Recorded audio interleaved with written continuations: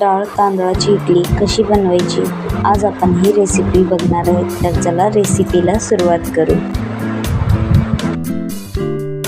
लागणारे साहित्य 2 कप तांदूळ, 1 कप उडदाची डाळ, चणा डाळ भिजत ठेवणे.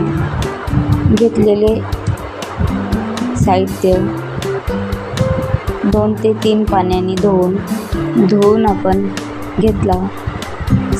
5 ते 6 तास ह्याला भिजत ठेव किंवा रात्रभर भिजत ठेवला तरी चालेल.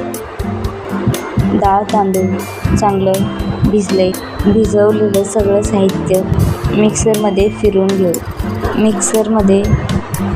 घेत आंबवणे. तयार मिश्रण एका मोठ्या भांड्यात ओतून झाकण ठेवा.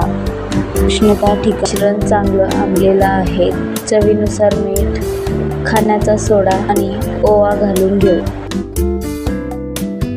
मिक्स करून घेऊ. इडली पात्राला तेल लावून प्रत्येक साच्याला तेल लावून घेऊ. इडलीच्या साच्यात पीठ घालून घेऊ. पाणी गरम करून इडली प्लेट ठेवू.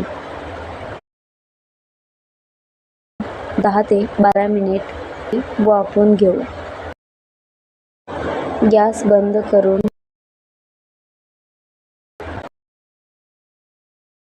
गरम गरम इडली सांबार आणि नारळाच्या चटणीसोबत सर्व करा. डाळ तांदळाची इडली बनवून तयार केला. रेसिपी आवडल्यास चॅनलला लाईक, शेअर, सबस्क्राईब करा.